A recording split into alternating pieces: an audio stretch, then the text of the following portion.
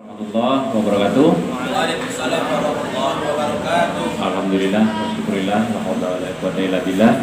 Shalawatu wassalamu ala Rasulillah sallallahu alaihi wasallam. Allahumma shalli ala sayyidina Muhammad wa ala sayyidina Muhammad. Yang saya hormati Bapak Wakil Ketua 2 Pak Junaidi MPD. Saya banggakan tentunya anak-anak Dewan Eksekutif Mahasiswa Al-Azhar Pekanbaru serta mahasiswa yang saya banggakan. Bersyukur kita bahwa Dewan Eksekutif Mahasiswa punya inisiasi untuk melakukan pelatihan kepemimpinan. Karena di era pandemi ini banyak yang menonaktifkan segala kegiatan, dan kita sudah masuk dalam, kalau tidak salah, PHB, pola hidup baru, yang artinya dengan melaksanakan protokol kita tetap melaksanakan apa-apa saja, termasuk ini untuk peningkatan kreativitas. Ikut pelatihan di luar terkadang membutuhkan biaya, sementara ini nanti akan diterbitkan sertifikat. Jadi saya berharap baik itu DEMA maupun pada mahasiswa, ada kendala kita. Saya memang tidak ingin mewajibkan kepada seluruh mahasiswa karena terkait dengan pandemi. Sebenarnya saya berharap, makanya saya komen di grup, saya berharap sebenarnya mahasiswa khususnya semester 1 sebenarnya ikut, karena ini akan menjadi keterampilan kalian besok ke depan. Tantangan dunia kerja besok bukan hanya ijazah, salah satunya adalah keahlian. Keahlian itu salah satunya ditunjukkan dengan kepemilikan dokumen, sertifikat, dan lain-lain. Jadi ini nilai plus. Baik, dengan tidak mengurangi rasa hormat, langsung saja kita mulai. Saya mengambil tema leadership insight. Leadership. Saya tidak membahas tentang pimpinan, tapi kepemimpinannya. Sebelum kita mulai, saya senang. Saya Al-Azhar itu punya dosen yang sangat-sangat mumpuni. Kita punya Pak Jun tadi sudah memberikan materi tentang IT, tentang organisasi. Kita punya Pak Dr. Husni, dan karena kemarin kondisi beliau kurang begitu sehat, kita punya Pak Dr. Suparman.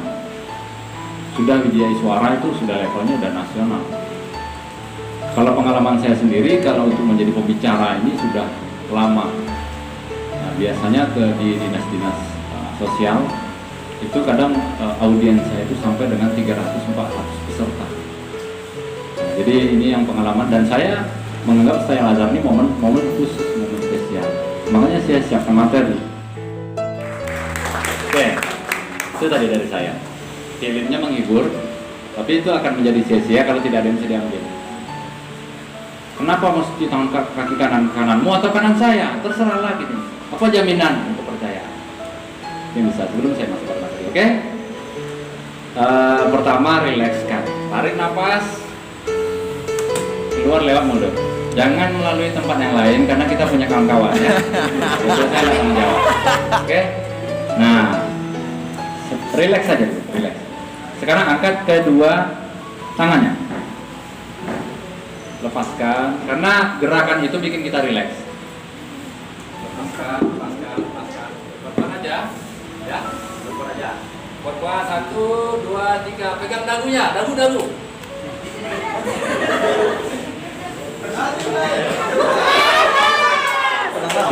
Saya kan nyuruhnya megang dagu ya. Nggak ada yang lain. Kenapa kalian megang dagu? Oke, bismillahirrahmanirrahim. Ini dia, leadership insight. Saya sengaja mengambil leadership insight, kepemimpinan sesuai dengan tema. Insight itu yang ada dalam tubuh. Ini rumah kebesaran saya.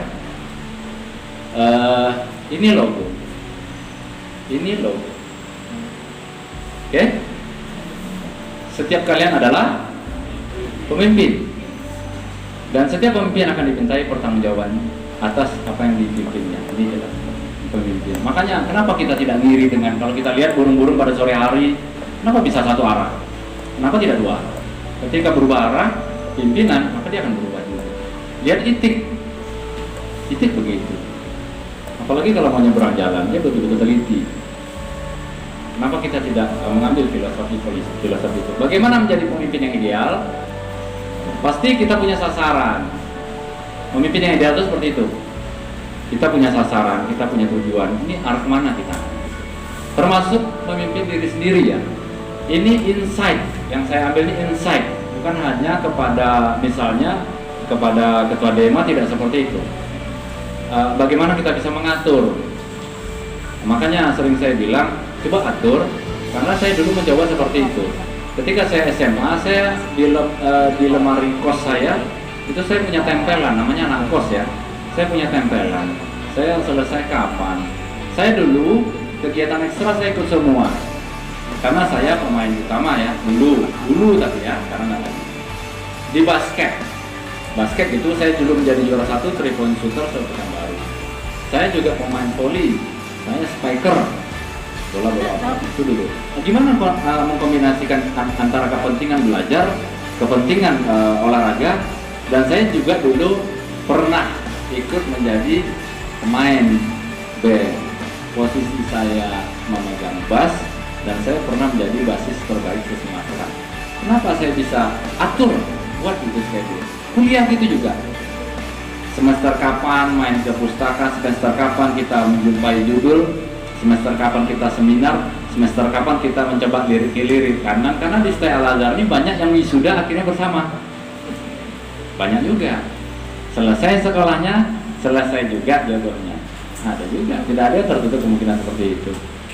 Kalau mengikut-ngikut, lihat kawan, ketika kawan proposal baru kita proposal, kawannya tidak, ya kalau jumpa kawan yang pas. Kalau tidak, ketika kita berteman dengan seorang penjual minyak wangi, kebagian. Duduk-duduk kita di ruang orang yang sering ngapain parang, apa namanya itu? Nempah parang, ada nggak potensi kena abunya? Ada potensi celana kita bolong? Ada. Ya. Jadi tetapkan tujuan kita. Berbicara kepada sasaran, maka kita ada tujuan dan harapan. Tujuan kita apa? Ikuti tren, tidak seperti itu. Saya main cepat-cepat saja biar nanti kalau ada yang mau bertanya silakan tanya. Ketika ada tujuan, ketika ada harapan, maka ada pekerjaan, ada tugas. Seperti inilah acara ini. Sudah diatur, koordinasinya seperti itu kemarin. Bagaimana nanti melaksanakan siapa? Jadi tidak kelang kabutnya, tidak meraba-raba. Nah, itulah tujuannya. Ada pekerjaan, ada tugas. Kita bicara pekerjaan, kita bicara tugas, berarti kita bicara tim. Makanya ada video tadi, kalau satu kepiting itu nggak akan bisa yang lawan.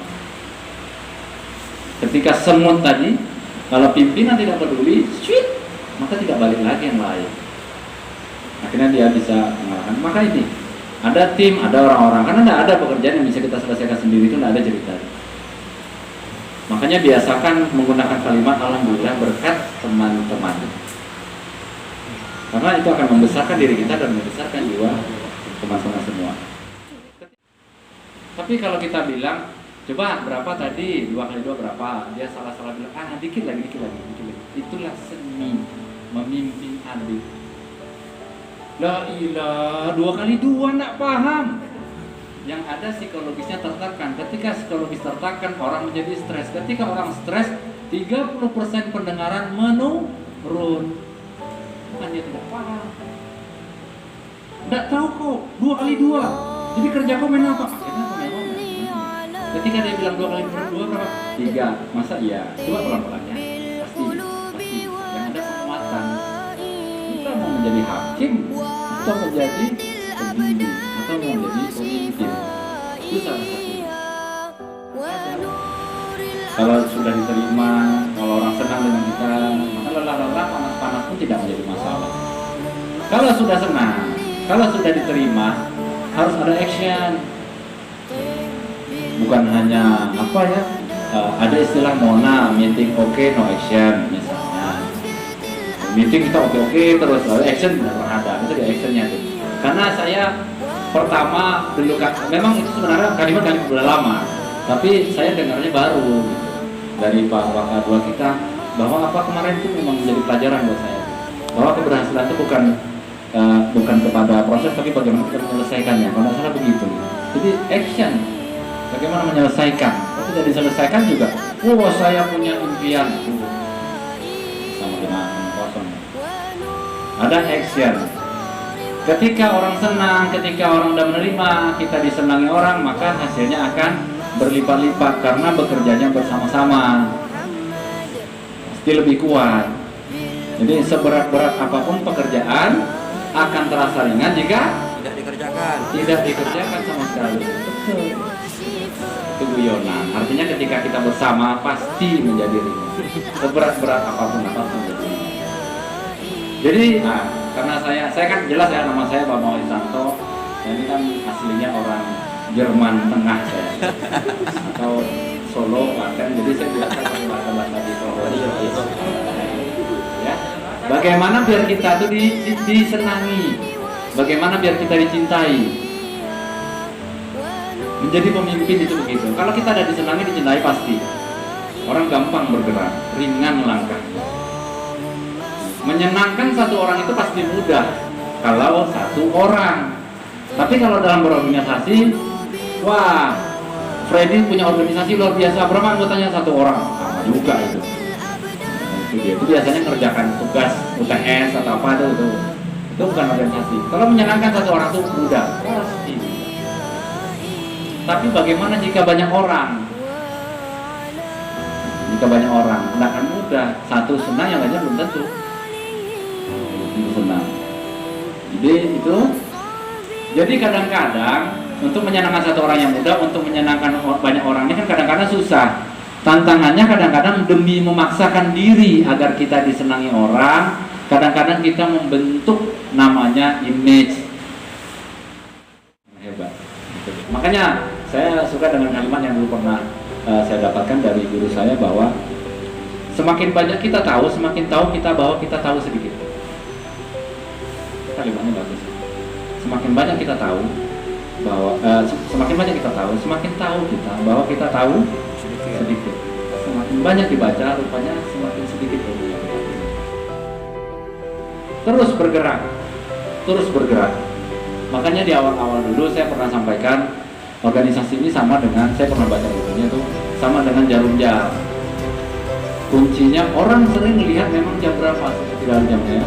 Orang sering melihat itu, jam 10 lewat sekian, jam 10 lewat ini. Kan jarum yang besar yang sering dilihat orang ya.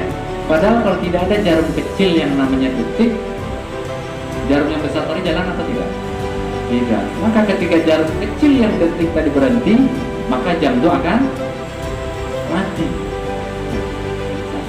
Jadi kalau tidak bergerak yang pengurusnya, jam itu tidak. Lain halnya jam sekarang yang dimodifikasi tidak ada jarum detiknya. Jam saya di rumah tidak ada detiknya, Pak. Filosofinya tidak ada. From zero to hero. Pasti bisa kalau memang diberi kesempatan bersama-sama. Inilah dia tadi banyak. Gandeng. Nah, ini pertanyaan tebak-tebakan. 1 tambah 1 berapa? 2 ya? Pasti 2 itu. Ada yang mau bilang lain? 3. Betul. Berapa? 11. Betul. Yuk. 2. Oleh? Betul semua, Pak. 3 betul. Kalau saya bilang 1 tambah 1 berapa? 27 misalnya. Betul nggak ya? Kalau sendiri? Orang berjamaah? Artinya ketika berjamaah, ketika kita bersama-sama, hasilnya berkali-kali lipat. Apa yang berlipat-lipat? Sumber dayanya berlipat. Ide-ide jadi seperti itu, ide-ide banyak ide-ide nanti itu. Wah, gimana kalau begini, bagaimana begini? Bagaimana menjadi pemimpin? Seandainya ada ide yang memang tidak masuk akal, maka jangan pernah ditolak ide itu. Terima ide itu, sampaikan, karena kondisi seperti ini barangkali ide itu bisa kita terapkan pada kondisi yang lain. Maka dia tidak berkecil hati. Oh, kalau kayak gitu begini mainnya, begini, mana nih kok kayak gitu. Lama-lama 2-3 kali besok dia tidak akan menyampaikan ide. Tapi ketika kita sampaikan, wah bagus. Tapi karena kondisi di lapangan seperti ini, maka ide yang tadi mungkin lebih cocok. dan ide ini kita simpan untuk pada kondisi situasi yang berikutnya, maka dia akan senang. Karena sifat dasar dari manusia adalah pengakuan. Makanya saya biasa tuh kemana-mana bawa flash disk. Kalau dulu bawa buku, cuman karena sudah ada handphone, apapun dimanapun saya di kedai kopi pun, kalau dapat misalnya ilmu, mohon izin berkenan nge-share ilmunya, saya minta segala macam. Saya pernah catat ini, saya dapatnya di kedai kopi nih, ada orang pernah ngomong gitu. Jadi dalam belajar ilmu tuh, lihatlah apa yang dikatakan tanpa mempermasalahkan siapa yang mengatakan. Itu kutipan dari Sayyidina Ali bin Abi Thalib. Betul ya Pak ya? Itu dia. Makanya saya masuk aja tuh apa yang disampaikan. Perlahan-lahan dia bilang begitu. Jangan tiap hari kita baca, apalagi yang main super express atau kilat itu Bismillahirrahmanirrahim. Kata sampai. Nah, bahwa dia bilang gitu itu jadi, waduh saya bilang sederhana sekali. Maka dapat feedback itu dari siapa saja. Duduk gitu di rumah. Wah luar biasa ilmunya. Nah itu dia. Nah suasana kebersamaan itu tadi sama-sama bersama, maka itu akan panas-panas pun kalau seandainya bersama-sama juga tidak akan begitu terasa panasnya. Tapi kalau sendiri ya luar biasa, tegak sendiri. Oke, saya sengaja memang tidak mau panjang lebar. Konklusi, kesimpulannya, ketika tim Anda berhasil, maka Anda akan menjadi orang yang dicintai. Kalau tim Anda berhasil, maka Anda akan menjadi orang yang dicintai. Ketika tim Anda menang, maka Anda akan menjadi orang yang disenangi. Cintai tim itu, kita akan senang. Berhasil itu, senangi orang-orang yang ada di situ, maka kita akan menang. Itu kesimpulan atau konklusi. Jika ingin menjadi pimpinan yang dihargai oleh bawahan, kadang-kadang kan kita memaksakan gitu. Masa nggak menghargai saya? Kan saya pimpinan. Masa dia menghargai saya pimpinan. Kan memaksakan. Yang ada image tadi, ingin tampil, ingin hebat. Saya kadang-kadang melihat figur-figur kiai-kiai yang di pondok itu. Belum pernah dia bilang bahwa dia orang yang tahu agama. Padahal orang mengakui dia tahu agama. Dia tidak pengen dia tampil. Jika Anda ingin menjadi pimpinan yang dihargai oleh bawahan, maka dari sekarang mulailah menjadi bawahan yang menghargai pimpinan. Karena roda itu berputar. Jadi saya suatu saat ingin menjadi pimpinan yang dihargai oleh bawahan. Dari sekarang mulailah belajar menjadi bawahan yang menghargai pimpinan. Terima kasih, itu saja dari saya, materi sangat singkat. Kalau ada yang mau ditanyakan, silakan. Lebih kurang mohon maaf. Assalamualaikum warahmatullahi wabarakatuh.